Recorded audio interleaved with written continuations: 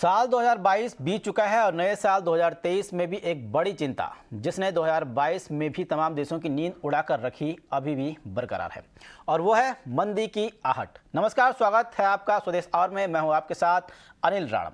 नए साल के 3 दिन बीत चुके हैं और न्यू ईयर के जश्न का रंग अभी फीका भी नहीं पड़ा कि IMF चीफ क्रिस्टलिना जॉर्जिवा का बयान सामने आया है। उसने एक बार फिर से चिंता खड़ी कर दी है कि आखिर ये साल क्या रंग दिखाने वाला है। दरअसल क्रिस्टलिना जॉर्जिवा ने एक बयान दिया है कि 2023 में एक तिहाई दुनिया मंदी का शिकार होगी। जिन देशों में मंदी नहीं आएगी वहां भी लोगों को बिगड़ते आर्थिक हालातों का सामना करना पड़ेगा और उन्होंने चीन, अमेरिका और यूरोपियन संघ की धीमी होती अर्थव्यवस्था को मंदी के लिए जिम्मेदार बताया है। साथ ही उन्होंने ये भी कहा है कि चीन के लिए अगले कुछ महीने मुश्किल भरे रहने वाले हैं।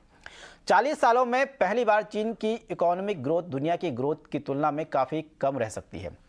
तो जब अब ये बड़ा सवाल खड़ा होता है कि आखिर दुनिया की सबसे तेज़ी से आगे बढ़ती और दुनिया की 5वीं सबसे बड़ी अर्थव्यवस्था भारत इस मंदी में किस तरह खड़ा रह पाएगा। सवाल ये भी है कि जहां अमेरिका जैसे ताकतवर इकोनॉमी भी मंदी के आगे घुटने टेक चुके हैं, ऐसे में भारत के कौन से कदम मंदी के दौर में पॉजिटिव फैक्टर साबित होंगे। सवाल तमाम हैं जिनके जवाब आज हम खोजने की कोशिश करेंगे और इस अहम मुद्दे पर अपने मेहमानों से चर्चा करेंगे और जानेंगे कि आखिर मंदी को लेकर किस तरह के भारत में हालात रह सकते हैं। इससे पहले भी मंदी को लेकर कई एक्सपर्ट कह चुके हैं कि दुनिया में मंदी आने वाली है और मंदी की चपेट में दुनिया आएगी। खासकर अमेरिका और यूरोपियन संघ पर सबकी नज़र है क्योंकि यहाँ की मंदी का असर भारत पर भी कहीं ना कहीं पड़ता है। लेकिन इससे इतर एक और बड़ी बात है चीन को लेकर। चीन में जिस तरह से कोरोना ने अटैक किया है उसके बाद चीन के हालात बेहद ख़राब हैं। खासकर आर्थिक मोर्चे पर चीन काफ़ी पिछड़ रहा है और चीन के चलते जो मंदी की आहट है धीरे धीरे पूरे देश और दुनिया में पहुंच रही है। वहीं भारत के सामने कई चुनौतियां हैं। किस तरह से इस मंदी को लेकर भारत जूझता है। पिछली मंदी की बात करें तो जब पहले भी मंदी आई थी 2008 के दौरान, तो उस समय भी भारत इस मंदी से उबर गया था और डटकर मुकाबला किया था। अब समझने की कोशिश करेंगे कि आखिर भारत के पास ऐसे कौन से मजबूत फैक्टर हैं, ऐसे कौन से कमज़ोर फैक्टर हैं जिनके आधार पर भारत को अभी से तैयार रहना होगा और मंदी से लड़ने के लिए, उभरने के लिए आम लोगों पर असर न पड़े, इंडस्ट्री पर असर न पड़े, आर्थिक इकोनॉमी पर असर न पड़े, इसके लिए अभी से कदम उठाने की ज़रूरत है। तो बड़ी चिंता की बात है कि मंदी की आहट पूरे देश और दुनिया में आने वाली है। पिछले साल जब से रूस और यूक्रेन का युद्ध हुआ तभी से एक्सपर्ट इस बात को कहने लगे थे कि अगर यह युद्ध जल्द खत्म नहीं हुआ तो देश में, पूरी दुनिया में मंदी की चपेट में आ सकता है। लेकिन उसके बाद भी कई देशों ने कोशिशें की। RBI ने भी भारत में महंगाई को रोकने के लिए कई कदम उठाए, फेडरल बैंक ने भी कई कदम उठाए। तमाम देशों ने पहली बार जिनकी जो मंदी की रफ्तार थी, जो उनकी ग्रोथ की रफ्तार घटी थी, महंगाई की रफ्तार बढ़ी थी, वो कई दशकों 40-40 साल, 50-50 साल के तमाम रिकॉर्ड तोड़ती जा रही थी। उसको रोकने के लिए उन्होंने भी अपने बैंक दरों में, ब्याज दरों में बढ़ोतरी की, जिसके कारण काफ़ी हद तक इस बार हल्का सा असर दिखा है कि जो मंदी है, जो महंगाई है, हल्की सी डाउन हुई है। लेकिन बार बार ये नहीं हो सकता, जिस कारण अब बड़ी चिंता IMF चीफ ने भी जताई है कि दुनिया की 1/3 आबादी, 1/3 दुनिया, 1/3 देश दुनिया के मंदी की चपेट में आ सकते हैं और ये साल बहुत अहम होने वाला है इसीलिए कि मंदी से कैसी दुनिया उभरेगी।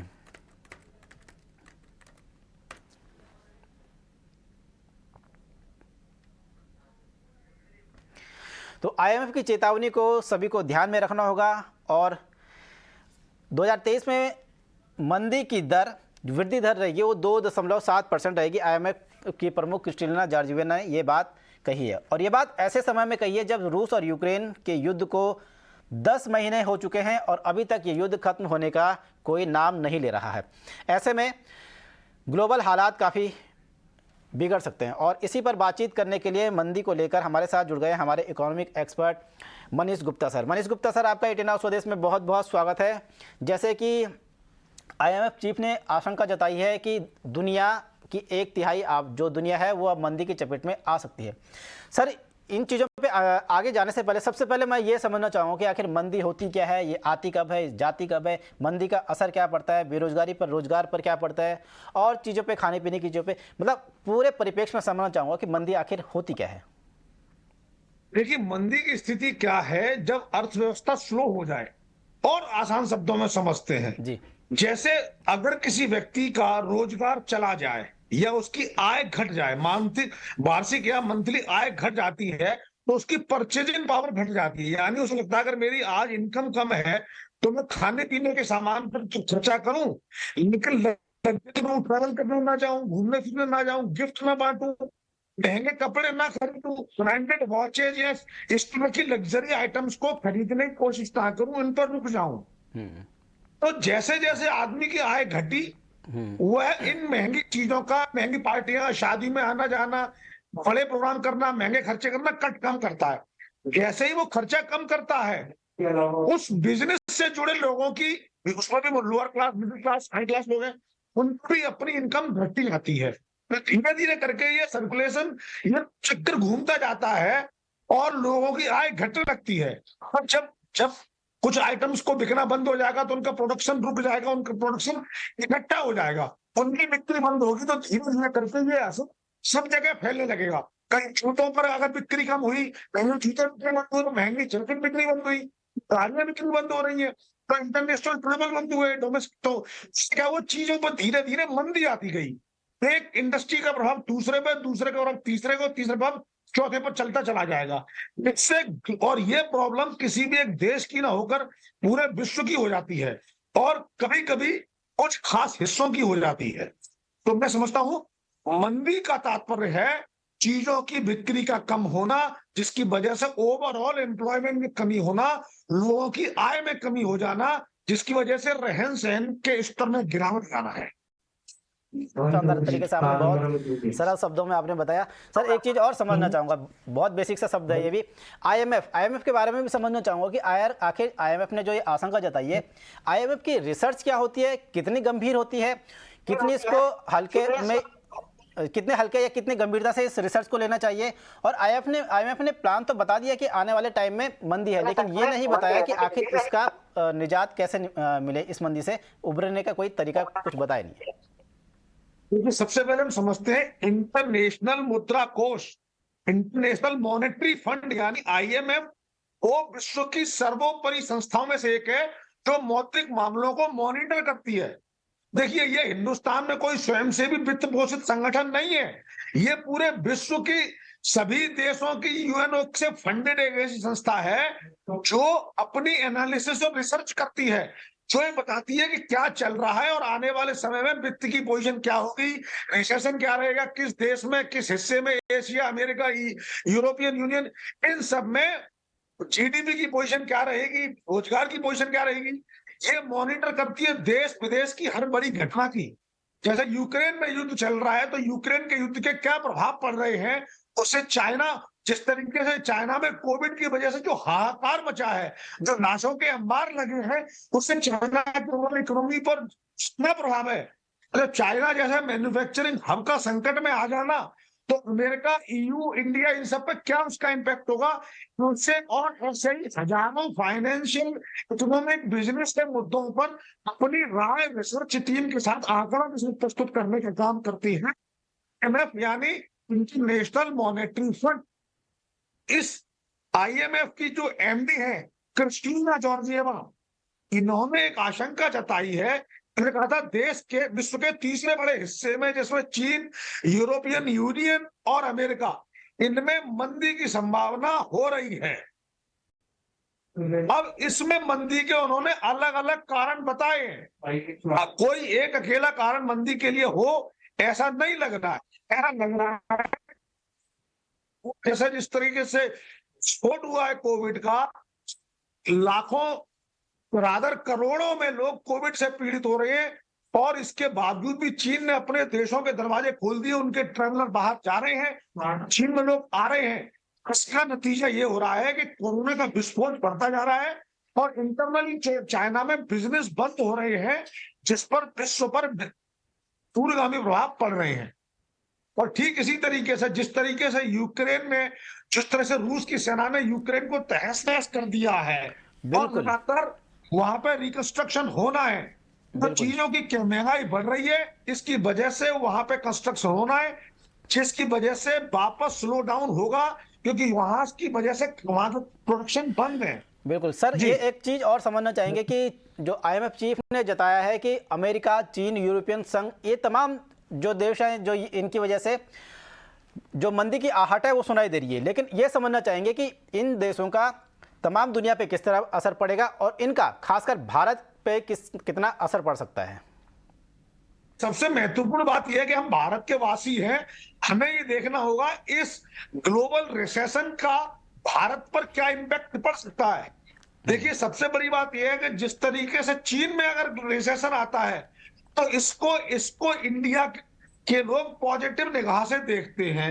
यानी अगर चीन में रिसेशन आया तो वहां की मैन्युफैक्चरिंग यूनिट्स कम होंगी, काम करना बंद करेंगी और प्रोडक्शन पाइलअप होगा, उनका सामान नहीं बिक रहा। ऐसे में हिंदुस्तान जैसे कहते हैं ना, आपदा में अवसर, जो मोदी जी कहते थे, हाँ। अपना मैन्युफैक्चरिंग बढ़ाएगा, पूरे विश्व को सप्लाई करेगा। तो एक बात, चीन में ग्लोबल इकोनॉमिक स्लोडाउन होने से, रिसेशन होने से भारत को बिजनेस में फायदा होगा, लेकिन ओवरऑल पूरे विश्व में, स्पेशली यूएस और यूएस में और यूरोपियन यूनियन में अगर रिसेशन होगा तो आज नहीं तो कल धीरे धीरे भारत पर भी इसका प्रभाव पड़ेगा।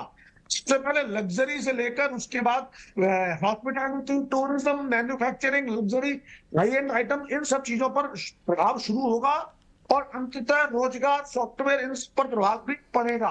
तो मैं समझता हूँ स्लो डाउन कोई बहुत अच्छी चीज नहीं है, हिंदुस्तान पर भी आज नहीं तो कल इसका प्रभाव आएगा। मुझे आशा है कि भारत की सरकार, वित्त मंत्रालय, विदेश मंत्रालय इसको बहुत सिंसियर तरीके से लेंगे और ऐसी ऐसी व्यवस्था करेंगे जिससे इस स्लो डाउन का, रिसेशन का प्रभाव भारत पर कम से कम पड़े। बिल्कुल सर, आपको क्या लगता है भारत के परिप्रेक्ष्य में कि भारत का सबसे कमजोर पक्ष क्या है और सबसे मजबूत पक्ष क्या है, जिसके आधार पे भारत का वो कमजोर पक्ष जिसके आधार पे भारत को नुकसान बहुत ज़्यादा हो सकता है, या मजबूत पक्ष जिसके आधार पे भारत इस मंदी से बच सकता है? कमजोर पहलू है, भारत की एक बड़ी संख्या में प्रोफेशनल्स यूरोप और अमेरिका में कार्यरत हैं। अब वहां अगर स्लो डाउन होता है तो वहां उन पर फर्क पड़ता है।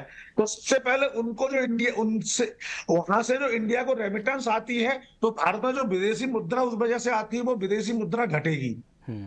इस देश को सबसे ज्यादा विदेशी मुद्रा की जरूरत ऑयल की वजह से होती है।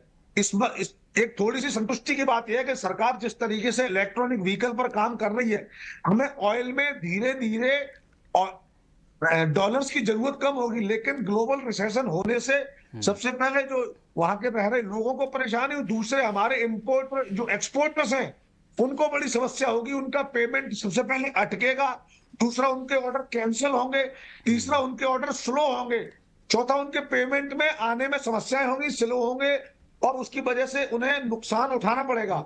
जब एक्सपोर्टर्स को नुकसान उठाना पड़ेगा तो ऐसे में वो भी अपने, या तो मेन फोर्स, जो मैन पावर है वो कम करेंगे, अपना प्रोडक्शन घटाएंगे, तो उसका इनडायरेक्ट इंपैक्ट हिंदुस्तान पर आ जाएगा। तो ये भारत के लिए चिंता का विषय है। मजबूत पक्ष भारत का ये है कि चाइना में रिसेशन होने की वजह से भारत को अपॉर्चुनिटी मिलेगी और ज्यादा एक्सपोर्ट करने की, जिससे कि वो यूरोप और अमेरिका के बाजारों में अपनी पैठ मजबूत कर सके। बस इसमें बात है, हम तकनीकी तौर पर अभी चीन जितने सक्षम नहीं है, इसलिए भारत की सरकार को मैन्युफैक्चरिंग पर बहुत ध्यान देने की आवश्यकता है और जल्द से जल्द ध्यान देने की भी आवश्यकता है, लगता है।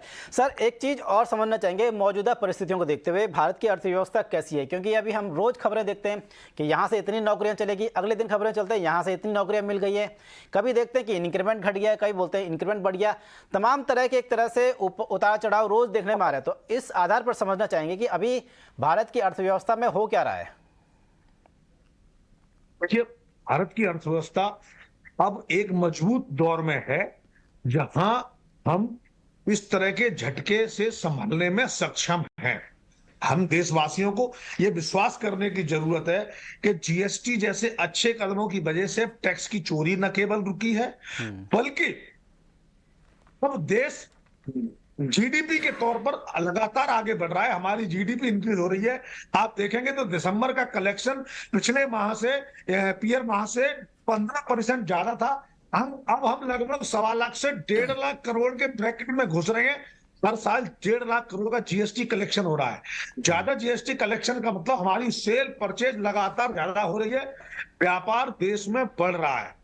लेकिन जहां तक बात आपने कही नौकरियों की, नौकरियां घट रही बढ़ रही हैं, मैं मोदी जी के इस विजन को देखकर आशान्वित हूं कि नौकरियों पर फोकस न होने की जगह व्यापार पर फोकस हो। हमें जॉब क्रिएशन करने होंगे जिससे कि बड़ी जनता को जॉब मिले।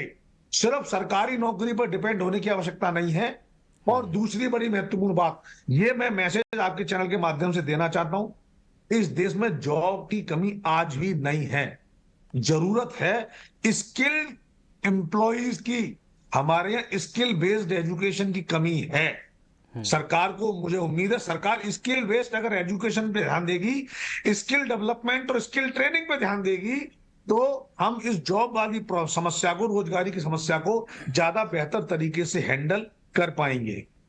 बिल्कुल, बहुत बहुत शुक्रिया मनीष सर आपका इस अहम मुद्दे पर अपने विचार रखने के लिए और इतनी इम्पोर्टेंट बातें बताने के लिए। फिलहाल आपका बहुत बहुत शुक्रिया। बढ़ते हैं आगे और बात करते हैं अगली खबर की ओर। टूरिज्म और क्लीन एनर्जी को बढ़ावा देने के मकसद से रेलवे हाइड्रोजन ट्रेन चलाने की योजना बना रहा है। अगले साल तक सरकार हेरिटेज प्रोजेक्ट के तहत 8 साइट्स के लिए हाइड्रोजन ट्रेनें चला सकती है। ज़्यादा जानकारी दे रहे हैं हमारे सहयोगी समीर दीक्षित। देश में अब हाइड्रोजन ट्रेन चलाने की तैयारी है। जी हां, रेल मंत्रालय के हाइड्रोजन फॉर हेरिटेज प्रोजेक्ट के तहत हाइड्रोजन ट्रेन चलाने की तैयारी की जा रही है। रेल मंत्री अश्विनी वैष्णव के मुताबिक बहुत जल्द देश में हाइड्रोजन ट्रेन चलेगी और देश जो है उन चुनिंदा देशों की फहरिस्त में शामिल हो जाएगा जिनके रेल नेटवर्क में हाइड्रोजन ट्रेन शामिल है। और ये महज 4 देश ही हैं दुनिया में जिसमें जर्मनी, फ्रांस, चाइना जैसे मुल्क शामिल है जहां पर हाइड्रोजन ट्रेन चलाई जा रही है और भारत भी उसमें बहुत जल्द शामिल होने जा रहा है। पूरी योजना ये है कि रेलवे के जो 8 हेरिटेज साइट हैं, जिसमें मुख्य तौर पे कालका शिमला एक हेरिटेज साइट है, माथेरन, नीलगिरी हिल माउंटेन्स, ऐसी जो 8 हेरिटेज साइट्स हैं वहाँ पर हाइड्रोजन ट्रेन चलाई जाएंगी। और दिलचस्प बात यह है कि इसमें विस्टाडोम कोचेस लगे होंगे। विस्टाडोम कोचेस दरअसल वो कोच हैं जो टूरिस्ट अट्रैक्शन के लिए बनाए गए हैं। विशेष तौर पे इसमें बड़े ग्लास विंडोज शामिल है, रिक्लाइनिंग सीट हैं। तो जो टोटल एक्सपीरियंस है, व्यूइंग एक्सपीरियंस, यात्रा करने का जो अनुभव है वो काफ़ी शानदार है। और अब इसी को पूरा कंसेप्ट बना करके हेरिटेज साइट पर हाइड्रोजन बेस्ड ट्रेन चलाने की योजना है। तो 8 हेरिटेज साइट पर हाइड्रोजन ट्रेन चलाने की जो शुरुआत जो होने जा रही है वो दिसंबर 2023 से होगी। यानी कि पहली हाइड्रोजन ट्रेन दिसंबर 2023 में चलाने का लक्ष्य है। और लक्ष्य आगे ये भी है कि अगले 2 साल में यानी कि 2025 तक सभी 8 हेरिटेज साइट पे ये हाइड्रोजन ट्रेन चलाई जाएंगी। इसके लिए बाकायदा जो पहली हाइड्रोजन ट्रेन है उसका कंसेप्ट काफ़ी एडवांस स्टेज पे है और उसका ट्रायल भी बहुत जल्द हरियाणा में शुरू हो जाएगा। तो तैयारियां काफ़ी हद तक पूरी कर ली गई हैं। कोशिश यही है कि दिसंबर 2023 में देश में पहली हाइड्रोजन ट्रेन चलाई जाए। और इसके जरिए रेलवे 2 चीज़ों को हासिल करना चाहता है। एक तो पर्यटन को बढ़ावा देना चाहता है, साथ ही साथ जो क्लीन एनर्जी मिशन है रेलवे का उसको भी सफल करना चाहता है। चलिए बढ़ते आगे। सिनेमा हॉल और मल्टीप्लेक्स मालिक अब बाहर से खाने पीने की चीज़ों को लाने पर रोक लगा सकेंगे। सुप्रीम कोर्ट ने बाहर से खाने पीने की चीज़ें ले जाने की इजाज़त देने के जम्मू कश्मीर हाईकोर्ट के फैसले को रद्द कर दिया है। जम्मू कश्मीर हाईकोर्ट के फैसले को रद्द करते हुए सुप्रीम कोर्ट ने कहा कि मल्टीप्लेक्स को बिक्री के नियम बनाने का पूरा अधिकार है। इस खबर पर और ज़्यादा जानकारी दे रहे हैं इटना स्वदेश संवाददाता अनुराग शाह। अनुराग, बताएं आखिर ये फैसला क्या है और पुराना फैसला भी क्या था जो जम्मू कश्मीर हाईकोर्ट ने दिया था। जस्टिस ऑफ इंडिया का बेंच के द्वारा ये फैसला दिया गया है जिसमें आज़ादी दी गई है सुप्रीम कोर्ट को अपने नियम सुप्रीम कोर्ट के द्वारा आज़ादी दी गई है मल्टीप्लेक्सेस को, सिनेमा हॉल मालिकों को, कि वो अपने नियम और शर्तें बना सकते हैं जिसमें जो बाहर से खाना लेकर आते हैं मूवी देखने वाले उनको रोका जा सकता है, उनको मना किया जा सकता है। और इसमें केवल छूट है जो छोटे बच्चे हैं उनके खाने की दी गई है। सुप्रीम कोर्ट एक मामले की सुनवाई कर रहा था और ये जो चैलेंज किया गया था मल्टीप्लेक्स एसोसिएशन ने जम्मू कश्मीर हाईकोर्ट के एक फैसले को चैलेंज किया था और जम्मू कश्मीर हाईकोर्ट ने एक फैसला दिया था जिसमें उन्होंने अलाउ किया था कि जो भी सिनेमा हॉल में, मल्टीप्लेक्सेस में जो दर्शक आते हैं वो बाहर से अपना खाना ला सकते हैं। तो इस मामले को जम्मू कश्मीर हाईकोर्ट के इस फैसले को सुप्रीम कोर्ट में चुनौती दी गई थी मल्टीप्लेक्स एसोसिएशन के द्वारा और सीजीआई की बेंच ने इस पे अपना फैसला सुनाया और उसमें कहा है कि जो मल्टीप्लेक्स होता है, जो सिनेमा हॉल होता है, वो प्राइवेट प्रॉपर्टी है, तो मैनेजमेंट वहां पर अपना शर्तें और नियम तय कर सकता है, उसे बाउंड नहीं किया जा सकता किसी और शर्तों के जरिए। तो वहां पर अगर मैनेजमेंट चाहता है कि बाहर से जो आने वाले लोग हैं वो अपना खाना वगैरह नहीं लेके आए तो मैनेजमेंट को उन्हें रोकने का अधिकार है, लेकिन इसमें जो और कोई कानून का उल्लंघन नहीं होना चाहिए और जो पीने का पानी है वो मुफ्त में प्रोवाइड करना चाहिए और जो छोटे बच्चों के लिए जो जरूरी खाने पीने की चीजें होती है वो अलाउ की जानी चाहिए। तो ये फैसला जो है वो ओवरटर्न किया है चीफ जस्टिस ऑफ इंडिया की बेंच ने, जो जम्मू कश्मीर हाईकोर्ट का फैसला था जहां पर जम्मू कश्मीर हाईकोर्ट ने लोगों को अलाउ किया था बाहर के खाने पीने की चीजें लाने का और उसको चीफ जस्टिस की बेंच ने ओवरटर्न कर दिया है और प्रोहिबिट कर दिया है। और मैनेजमेंट डिसाइड कर सकता है, सिनेमा हॉल मालिक डिसाइड कर सकते हैं कि उन्हें क्या नियम और शर्तें लागू करनी है। तो अनुराग, आप हमारे साथ बने रहिए। बढ़ते हैं आगे। अब बीमा कंपनी का जो फ़ायदा है उसके असली हकदार को ही मिलेगा। इंश्योरेंस रेगुलेटर ने इसे सुनिश्चित करने के लिए हर तरह के इंश्योरेंस के लिए केवाईसी को जरूरी कर दिया है। इस कदम से कुछ लिस्टेड कंपनियों के लिए कारोबार के मौके भी बढ़ जाएंगे। और इसी खबर पर एक बार फिर से चलते अपने सहयोगी अनुराग के पास। अनुराग, क्या है ये पूरा मामला? देखिए, 1 जनवरी 2023 से जो नॉन लाइफ इंश्योरेंस है, यानी आपका हेल्थ इंश्योरेंस, आपका मोटर इंश्योरेंस, यहाँ पर केवाईसी जरूरी कर दी गई है और यहाँ पर अब ग्राहकों को अपनी सभी जो सही डिटेल है वो इंश्योरेंस कंपनी को देनी होगी। इससे पहले ये वॉलेंट्री होता था और लाइफ इंश्योरेंस यानी जीवन बीमा के अंदर ये लागू था, लेकिन नॉन लाइफ के अंदर, मोटर इंश्योरेंस, हेल्थ इंश्योरेंस के अंदर ये वॉलेंट्री था। तो होता ये था कि इसमें कई बार एजेंट जो है वो ग्राहक से जुड़ी हुई सारी जानकारी इंश्योरेंस कंपनी को नहीं देता था, तो उससे इंश्योरेंस कंपनी को भी नुकसान होता था और जो पॉलिसी होल्डर है उसके पास भी सभी सूचनाएं नहीं हो पाती थी। लेकिन 1 जनवरी से ये नियम लागू कर दिए गए, यानी आपको केवाईसी के बाद ही पॉलिसी जारी होगी। तो शुरुआत में, क्योंकि आज दूसरा दिन है, तो कई सारी कंपनियां हैं वो पॉलिसी जारी नहीं कर पाई क्योंकि उनके ग्राहकों की जो केवाईसी वेरिफिकेशन है वो पूरा नहीं हो पाया। इंश्योरेंस रेगुलेटर IRDA के द्वारा 4 अधिकृत कंपनियां हैं, NSDL, CDSL, कार्वी और केम्स। इन 4 कंपनियों के जरिए केवाईसी वेरिफिकेशन की प्रक्रिया पूरी होती है। तो कई सारी जो कंपनियां हैं, न्यू इंडिया एश्योरेंस जो सबसे बड़ी मार्केट शेयर की कंपनी है, वो भी अपने कई सारे रीजन के अंदर एक भी पॉलिसी नहीं जारी कर पाई क्योंकि केवाईसी से जुड़ी हुई दिक्कतों के चलते। लेकिन कंपनी का मानना है कि आने वाले दिनों में ये प्रोसेस को स्मूथ कर दिया जाएगा। तो ये उन लोगों के लिए भी एक जानकारी है कि जिन लोगों ने अभी तक अपनी केवाईसी इंश्योरेंस कंपनी को नहीं दी है, तो वो जल्द से जल्द केवाईसी की डिटेल इंश्योरेंस कंपनी को दे दे, क्योंकि अगर आप जब नई पॉलिसी लेने जाएंगे या फिर जो आपकी एग्जिस्टिंग पॉलिसी है उसको रिन्यू करने जाएंगे, तब केवाईसी की जानकारी इंश्योरेंस कंपनियों को देनी जरूरी होगी और केवाईसी वेरिफिकेशन होने के बाद ही कोई भी इंश्योरेंस कंपनी है अब नई पॉलिसी जारी कर पाएगी। अनुराग, इन तमाम जानकारी के लिए बढ़ते हैं आगे। और रिलायंस होम फाइनेंस का डेब्ट रेजुलेशन प्लान और उलझता दिख रहा है। सूत्रों के मुताबिक बॉन्ड होल्डर्स की तरफ से IDBI ट्रस्टीशिप ने ऑथम इन्वेस्टमेंट के रेजुलेशन प्लान में आगे कार्रवाई को अवैध बताया है। इस एक्सक्लूसिव खबर की और डिटेल्स के साथ हमारे साथ जुड़ गए हमारे सहयोगी अंकुर मिश्रा। अंकुर, बताएं। जी, रिलायंस होम फाइनेंस के रिजोल्यूशन में फिर से एक नया हर्डल पाया गया है, क्योंकि हमें जो जानकारी मिली है उसके मुताबिक बॉन्ड होल्डर्स जिनका पैसा अभी भी बकाया है, उन्होंने IDBI ट्रस्टीशिप के माध्यम से एक लेटर लिखा है lead creditor bank of Baroda को। और इस लेटर में बोला गया है कि जो प्रोसीडिंग्स हुई हैं अभी तक इस केस में, चाहे वो बॉम्बे हाई कोर्ट में हो या फिर रिजोल्यूशन प्लान का जो अप्रूवल है वो सेबी नियमों के मुताबिक या सेबी द्वारा अभी तक नहीं मिला है। इस वजह से कोई ऐसा रिजोल्यूशन प्लान नहीं है जो इम्प्लीमेंटेबल हो ऑथम इन्वेस्टमेंट और इंफ्रास्ट्रक्चर द्वारा। क्योंकि उनका मानना ये है कि अभी भी मैटर है वो एनसीएलटी में चल रहा है। साथ ही साथ अगर हम एनसीएलटी की बात करें तो वहां पर अगली तारीख है, 6 तारीख को सुनवाई है। जो लेटर में ये बोला गया है कि अगर कोई भी डिस्ट्रीब्यूशन ऑफ फंड्स होना है या होता है तो वहां पर जो बॉन्ड होल्डर्स हैं वो लीगल कार्रवाई करेंगे। और साथ ही साथ देखना ये भी होगा कि क्या lead creditor bank of Baroda इस चिट्ठी का कोई जवाब देता है या नहीं, क्योंकि एक्सपेक्टेशन यही थी कि जो आईसीए लेंडर्स हैं उनको करीब 1583 करोड़ रुपए मिलने वाले हैं, क्योंकि शापोजी कॉलोनी से एक कंसेंट एग्रीमेंट ऑलरेडी वो रीच आउट कर चुके हैं। तो ये मैटर जो पहले दिल्ली हाई कोर्ट में था वो सुलझ चुका था। अब जो नॉन आईसीए लेंडर्स हैं यानी कि बॉन्ड होल्डर्स जिस कैटेगरी में फॉल करते हैं, उनका कहना यह है कि उनका भी बकाया चुकाया जाना चाहिए। तो देखना यह होगा कि किस तरीके से इस मामले का अब निवारण होता है या फिर ये केस और लंबा चलेगा।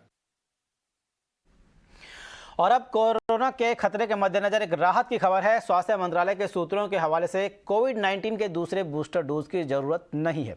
सरकार का फोकस पहले वाले बूस्टर डोज पर है। सरकार की रिपोर्ट के मुताबिक बूस्टर का पहला शॉट अब तक सिर्फ 28% आबादी को ही लगा है, जो नए वेरिएंट के खतरे को देखते हुए फिक्र की बात है। सरकारी सूत्रों के मुताबिक पहले देश में हमें बूस्टर ड्राइव को पूरा करना होगा। वहीं केंद्रीय स्वास्थ्य मंत्रालय के आंकड़ों के मुताबिक पिछले 24 घंटों में देश में 134 नए केस दर्ज किए गए हैं। भारत में एक्टिव मामलों की तादाद 2582 पहुंच चुकी है। फिलहाल इस बुलेटिन में इतना ही। देश और दुनिया की तमाम खबरों को देखने के लिए बने रहिए ET Now स्वदेश के साथ। मुझे दीजिए इजाजत। नमस्कार।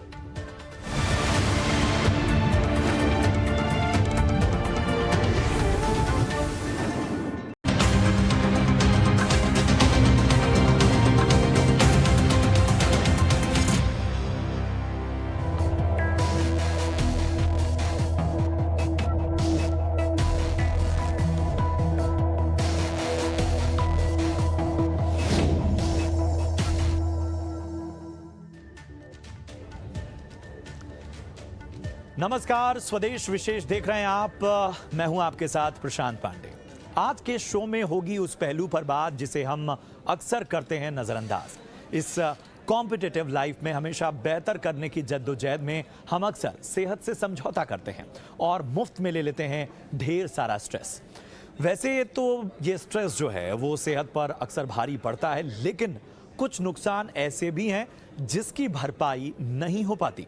इन्हीं में से एक है आंखों पर तनाव का अत्याचार, जो ग्लूकोमा के रूप में इस वक्त कर रहा है वार। जी हां, हालिया रिसर्च ने एक बड़ी चिंता पैदा की है। यह चिंता है ग्लूकोमा के टेंशन कनेक्शन की। क्या है पूरी रिसर्च, आसान भाषा में सबसे पहले ये रिपोर्ट देखिए, वापस लौटकर इस पर खास चर्चा करेंगे। दुनिया तभी तक खूबसूरत है जब आप उसे अपनी आंखों से निहार सकें। तभी तो शायरों ने आंखों की शान में कसीदे गढ़े हैं। कभी झील सी आंखें कहा तो कभी आंखों को दिल की जुबान तक कहा गया। लेकिन कुदरत की यही अनमोल देन बीमार होने लगी है। ऐसे में ये कहना सही होगा कि आंखों के सिवा दुनिया में रखा क्या है।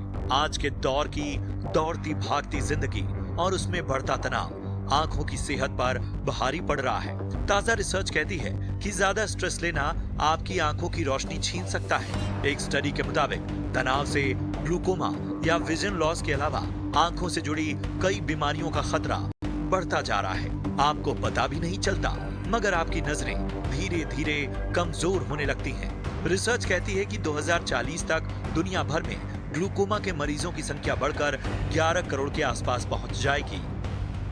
अब चलिए बताते हैं ऐसा क्यों।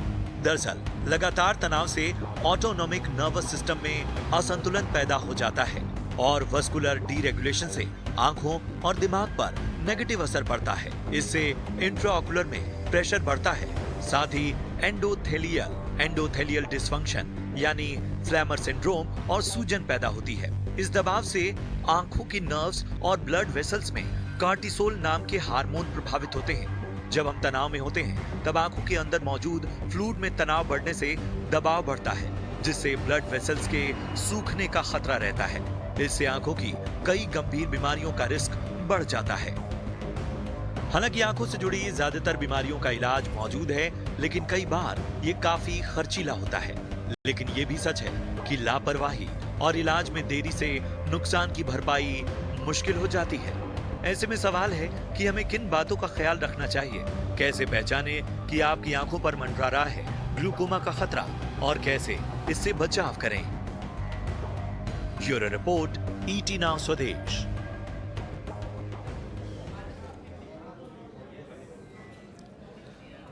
तो देखा आपने कि किस तरह से ये खतरा धीरे धीरे बढ़ता जा रहा है और क्या इसकी वजह है, और इस पर चर्चा के लिए बेहद खास मेहमान हमारे साथ इस वक्त जुड़े हुए हैं। और डॉक्टर दिग्विजय सिंह जो कि सीनियर आई स्पेशलिस्ट हैं नारायण हॉस्पिटल से, वो हमारे साथ इस वक्त हैं। डॉक्टर दिग्विजय, बहुत बहुत स्वागत आपका ET नाउ स्वदेश में। सबसे पहले मेरा सवाल यही है कि जो ग्लूकोमा है एक ऐसी बीमारी है जिसको अगर हम समझ रहे हैं, जितना मैं रिसर्च कर पा रहा हूँ, उसमें यही है कि आँख का प्रेशर धीरे धीरे बढ़ने से जो आँखों की नसें हैं वो कमज़ोर से कमज़ोरतर होती जाती हैं और धीरे धीरे रोशनी जाने का ख़तरा जो है वो बढ़ता जाता है। इसमें क्या वाकई ऐसा है कि जो नज़र चली जाती है वो वापस नहीं आ पाती?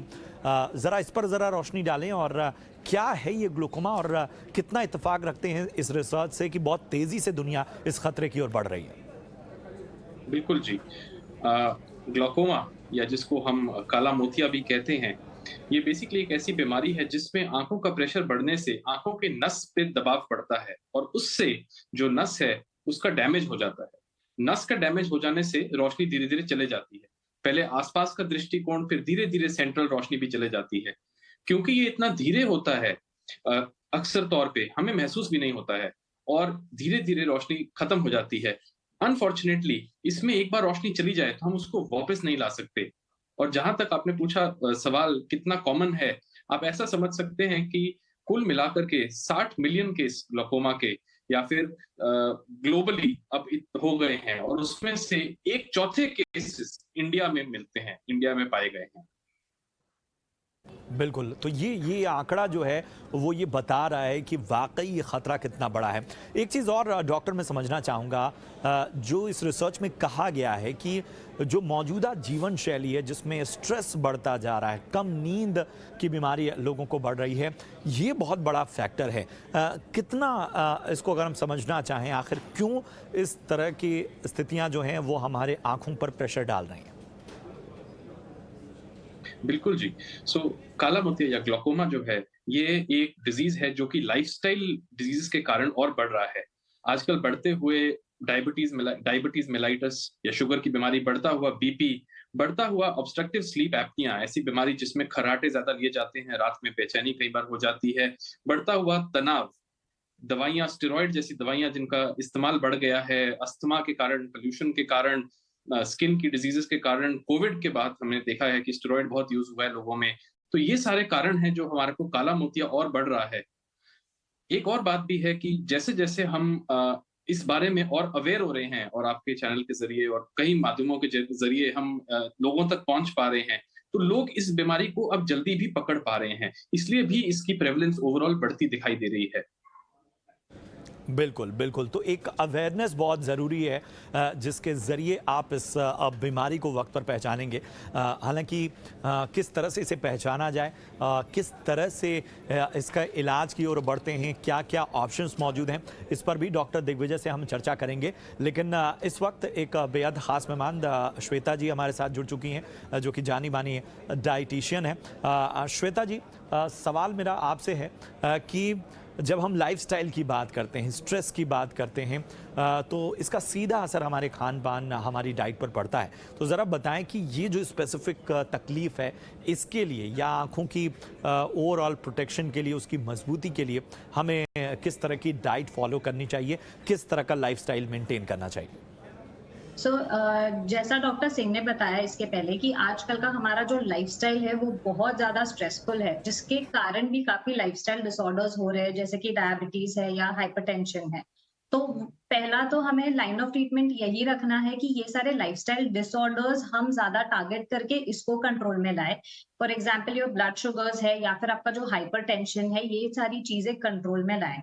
और इसको ये कंट्रोल में हमारा सिर्फ खाने से नहीं आता, ओवरऑल लाइफस्टाइल मॉडिफिकेशन चाहिए रहता है इसके लिए। व्हेन इट कम्स टू खाना पीना, you have to follow a diet जहाँ की हम कॉम्प्लेक्स कार्बोहाइड्रेट्स ले रहे हैं। कार्बोहाइड्रेट्स में 2 टाइप आ जाते हैं, simple and complex. Simple carbohydrates मतलब अपने शुगर, जैगरी, ये सब की मात्रा थोड़ी कम रखनी है। कॉम्प्लेक्स कार्बोहाइड्रेट्स, फ्रूट्स, वेजिटेबल्स, ये मात्रा थोड़ी ज्यादा रखनी है। होल ग्रेन्स, बाजरा, जवार, नाचनी। एट द सेम टाइम अपने जो vitamins and minerals with support eye health, ये ज्यादा मात्रा में इंक्लूड करना है। कैरेट, स्वीट पोटैटोज, ये विटामिन ए के लिए बहुत अच्छे हैं and it is overall very good for your eyes. तो ये सीजन भी अच्छा है where in you can introduce these vegetables आपके डाइट के अंदर। इसके अलावा एक फिजिकल एक्टिविटी या फिजिकल रूटीन भी मेंटेन करना है लाइफस्टाइल के लिए।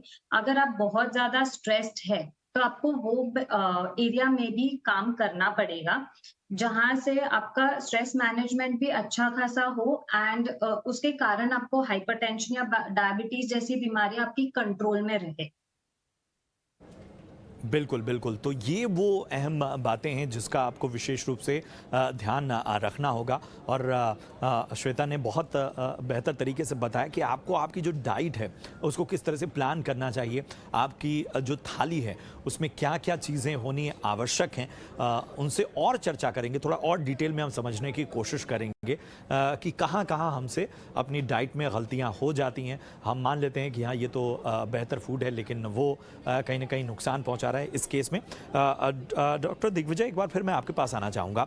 और जब हम किसी बीमारी की बात करते हैं तो एक सवाल उठता है कि अब इसकी पहचान कैसे की जाए। तो इनिशियली जिस तरह के लक्षण हम ग्राफिक्स के ज़रिए भी बता रहे हैं, तो ज़रा बताएं कि वो कॉमन लक्षण क्या हैं, किस तरह से शुरुआत होती है इसकी।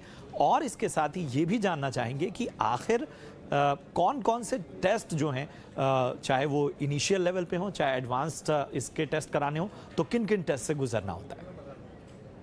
बिल्कुल, तो काले मोतिया के रिस्क फैक्टर्स जो हैं, जो ऐसी चीजें हैं जो इसका रिस्क बढ़ा देती हैं, वो है अगर आपके फैमिली में किसी को ग्लोकोमा या काला मोतिया है, diabetes, heart disease, blood pressure, myopia, अगर आपका मोटा चश्मा है, हाई पावर है, माइनस पावर, और तनाव, ये सारे रिस्क फैक्टर्स अगर आपके हैं तो आपको जरूर ही अपना एक रेगुलर आई चेकअप कराना चाहिए। स्पेसिफिकली अगर आप 40 साल की उम्र से ऊपर हैं, क्योंकि आमतौर पे ग्लोकोमा या काला मोतिया बड़ों में पाया जाता है। ये जवान और बच्चों में भी हो सकता है, पर आमतौर में बड़ों में पाया जाता है। जो इसके लक्षण है, जैसे मैंने पहले भी बोला कि ये एक साइलेंट बीमारी है। काफी सारा काला मोतिया हमें नहीं पता लगता कि हमारे अंदर हो रहा है, इसलिए रूटीन आई चेकअप बहुत जरूरी है।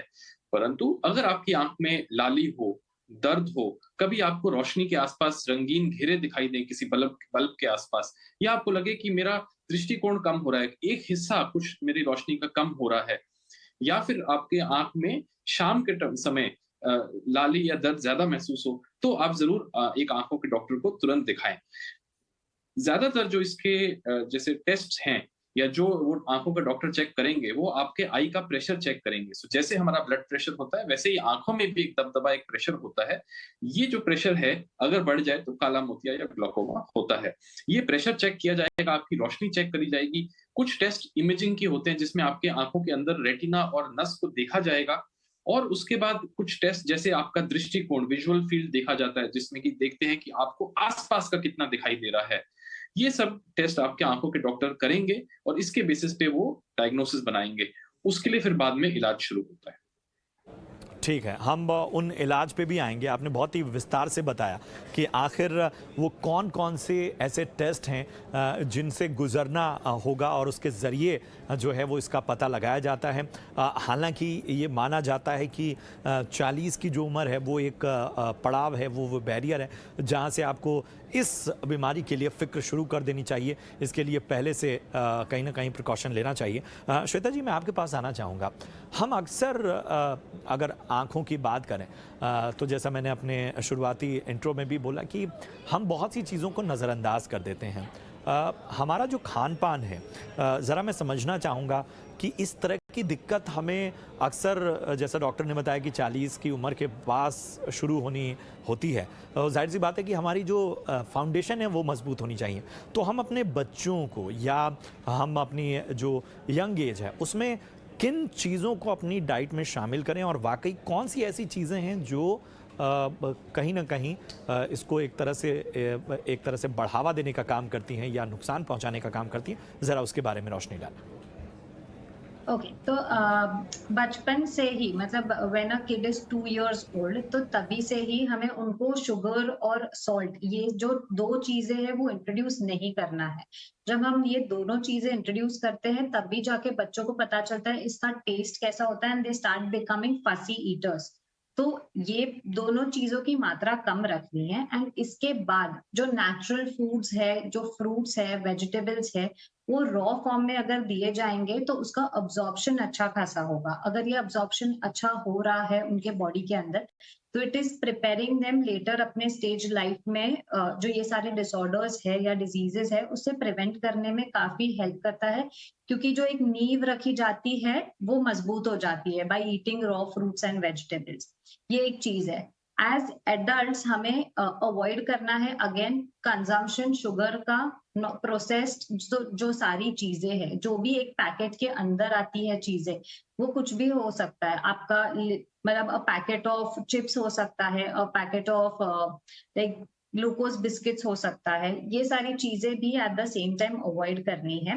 एंड इंडियन डाइट में एक बहुत ज्यादा मात्रा में डेफिशिएंसी होती है प्रोटीन्स की। तो हम सिर्फ एक कटोरी दाल ले लेते हैं, इससे ज्यादा मात्रा में हमें पल्सेस अपने यूज करने चाहिए। एंड इसके अलावा जो नट्स हो गए, मिक्स आलमंड्स, वॉलनट्स, पिस्ताचियोस, ये इसके थ्रू हमें विटामिन ई मिलता है, जिसके कारण हमारा जो सरफेस होता है आंखों का, उसके सेल्स हमारे और भी ज्यादा मजबूत रहेंगे।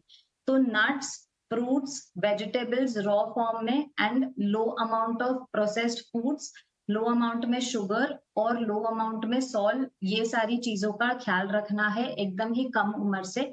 तो आपको ये आगे जाके प्रिवेंशन में काफी हेल्प करेंगे। बिल्कुल, तो इन बातों का आपको ख्याल रखना है और इसीलिए ये सवाल बहुत ज़रूरी था कि आखिर हमारा जो फाउंडेशन होता है अपने बच्चों का, उनको आखिर किस तरह की डाइट के लिए हमें पहले से तैयार करना चाहिए ताकि आगे चल के जो हमारी आँखें हैं वो तंदुरुस्त रहें।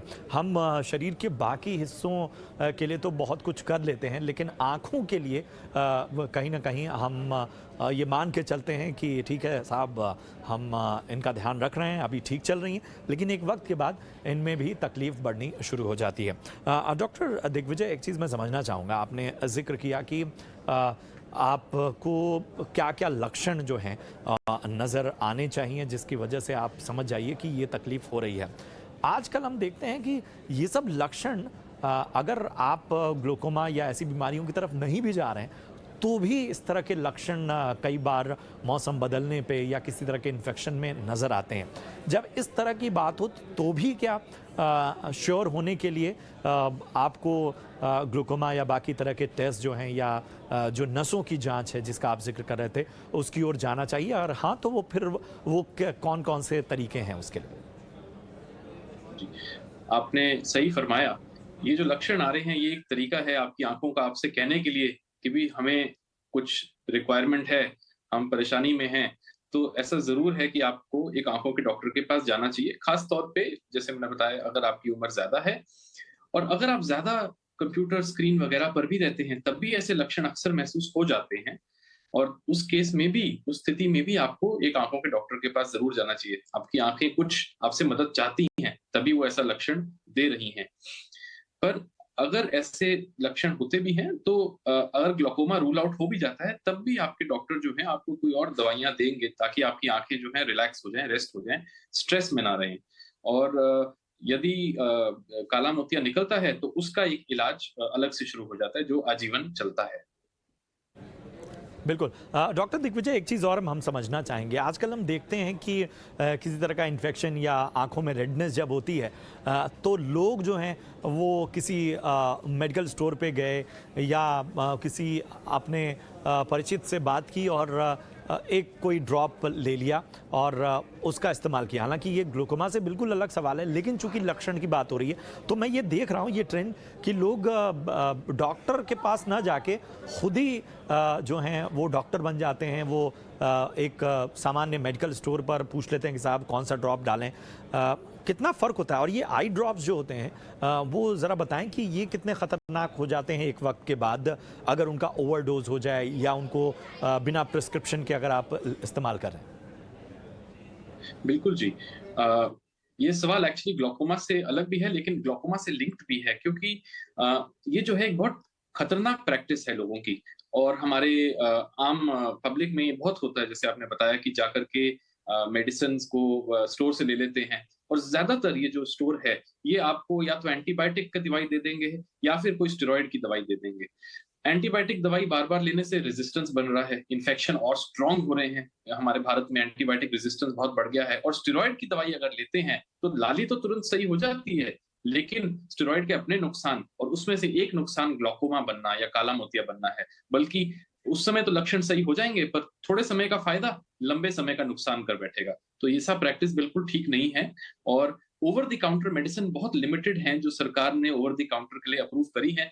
वो ही दवाइयां आप ले सकते हैं। बाकी दवाइयों के लिए जरूर एक मेडिकल डॉक्टर से मिले, आंखों के स्पेशलिस्ट से मिल सकते हैं तो और भी बेहतर, और प्रिस्क्रिप्शन लेकर ही दवाइयां लिया करें। ये मेरी आपके सारे दर्शकों से अपील है। बिल्कुल, बिल्कुल। ये आपको बात ध्यान में रखनी है क्योंकि हम देख रहे हैं बहुत सी ऐसी प्रैक्टिसेस चल रही हैं जिसमें लोग कई बार ऐसा भी होता है कि लोग उनको किसी तरह का इन्फेक्शन पहले हुआ, डॉक्टर ने उनको कोई ड्रॉप उस समय लिख के दिया, वो फिर वही ड्रॉप इस्तेमाल करते हैं। हालांकि ये सवाल मैंने ऐड नहीं किया था, लेकिन इस पर भी ज़रा मैं जवाब जानना चाहूँगा कि अगर आपको कोई पिछला इन्फेक्शन हुआ है, उसमें डॉक्टर ने बाकायदा आपको एक कोई ड्रॉप लिख के दिया, आपको उस तरह का इन्फेक्शन दोबारा हो जाता है, एलर्जीज़ तो एलर्जीज़ हैं, वो कभी भी हो जाएंगी, वो फिर होता है, तो फिर उसी दवा का इस्तेमाल ये ठीक है या इसको कहीं ना कहीं इस पर भी सावधानी बरतनी चाहिए? तो इस सवाल के दो पहलू हैं। पहला ये कि सारे लक्षण जो हैं, काफी सारे लक्षण अलग-अलग बीमारियों के होते एक ही हैं। उदाहरण तौर पे अगर आपको बुखार है तो हो सकता है टाइफाइड हो सकता है मलेरिया हो सकता है कोविड हो सकता है डेंगू हो। वो आपके डॉक्टर ने तय करना है कि उस समय उसका कारण क्या है और उस हिसाब से दवाई देनी है। वैसे ही आंख अगर लाल है, अगर इरिटेटेड है, तो हो सकता है एलर्जी हो सकता है इन्फेक्शन हो सकता है कोई अंदरूनी इन्फ्लेमेशन हो जिसको यूवेइटिस कह सकते हैं, या फिर हो सकता है कोई आंखों की और अन्य बीमारी हो। सो ऐसा नहीं सही है कि जो पुरानी दवाई थी वही दवाई आप आगे भी इस्तेमाल करें, अनलेस अनटिल आपके डॉक्टर ने पिछली बार बताया हो कि जी अगर आंख थकी लगे तो ये दवाई डाल दें, जो कि ओवर द काउंटर मेडिसिन में आती है। जो इसका दूसरा पहलू वो है कि कोई भी एक आई ड्रॉप खोलने के बाद आमतौर में उसको 30 दिन के अंदर अंदर इस्तेमाल करके फेंक देना है। यदि आपने कोई आई ड्रॉप पहला इस्तेमाल किया है तो वही शीशी गलती से दोबारा इस्तेमाल ना कर लें आगे फ्यूचर में, क्योंकि उसकी लाइफ उतनी ही रहती है खोलने के बाद। बिल्कुल, बिल्कुल। तो ये बात आपको ध्यान रखनी है कि आँखों में भी जिस तरह के इन्फेक्शन सामने आते हैं, वो इन्फेक्शन अलग-अलग तरह के हैं, और जैसा डॉक्टर दिग्विजय बता भी रहे थे कि इन इन्फेक्शंस की जो नेचर है वो अलग है। आई ड्रॉप खुलने के बाद उसके इस्तेमाल का भी एक तरीका है, उसकी भी एक मियाद है और उसका एक प्रोटोकॉल है, उसको भी फॉलो करना होता है। इसके इस्तेमाल के साथ ही आपको ये भी ध्यान रखना होता है कि जब आप किसी इन्फेक्शन से पीड़ित हैं और आप कोई ड्रॉप या कोई दवा इस्तेमाल कर रहे हैं, तो ये अक्सर होता है कि वो ड्रॉप और उसकी टैपिंग्स जो हैं वहाँ पर भी इन्फेक्शन कई बार वो एलर्जीज़ पहुँच जाती हैं, तो कई बार वो दवाएं एक समय के बाद फ़ायदा पहुँचाने की जगह नुकसान पहुँचाना भी शुरू कर देती हैं। श्वेता जी, एक चीज़ मैं समझना चाहूँगा कि क्या वजह है कि लोग जो हैं भारत में और वो डाइट को लेके, मतलब आपने जिस बात का जिक्र किया कि भाई हमें ग्लूटेन फ्री डाइट लेनी चाहिए, हमें अपने डाइट में इन चीज़ों को शामिल करना चाहिए, लेकिन अभी भी हम ना स्वाद के चक्कर में फंसे हुए हैं। किस तरह से इसमें अवेयरनेस बढ़ेगी और क्या वो एक एज मानती हैं जहाँ से लोगों को अलर्ट हो जाना चाहिए, ख़ासतौर पे आँखों के मामले में, और अपनी डाइट में जो परिवर्तन आप बता रही हैं वो करना चाहिए?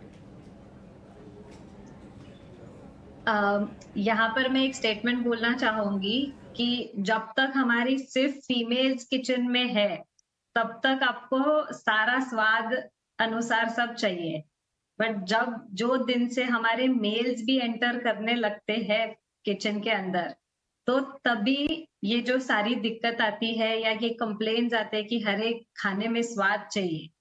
वो निकल जाएंगे, क्योंकि दिन में अगर देयर इज समवन कुकिंग, 4 बार खाना बना रहे हो दिन में, पॉसिबल नहीं है हर रोज एवरीडे बेसिस पे कि वो खाने में स्वाद आए। तो वो एक पॉइंट था वहां पे। एंड सेकेंडली कि एडोलेसेंट जब हिट होता है 13-14 इयर्स, तो ये एज है वेरिन की पेरेंट्स को राइट हैबिट्स इनकलकेट करने चाहिए। बच्चों को स्कूल में ही एक एजुकेशन देना चाहिए कि डाइट और लाइफस्टाइल क्यों इम्पोर्टेंट है।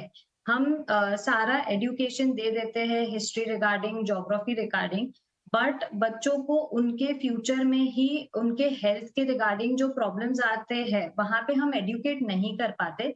वो एक गैप है जो हमारे सिस्टम में चेंज होना चाहिए, एंड वहां से बदलाव शुरू होगा, वहां से एटीट्यूड चेंज होगा, और वो एटीट्यूड चेंज के वजह से जो अब बदलाव देखेंगे कि एटीट्यूड में जो चेंज आएगा आगे के जनरेशन्स में, वो एक माइलस्टोन होगा हमारे इंडिया के हेल्थ हिस्ट्री में।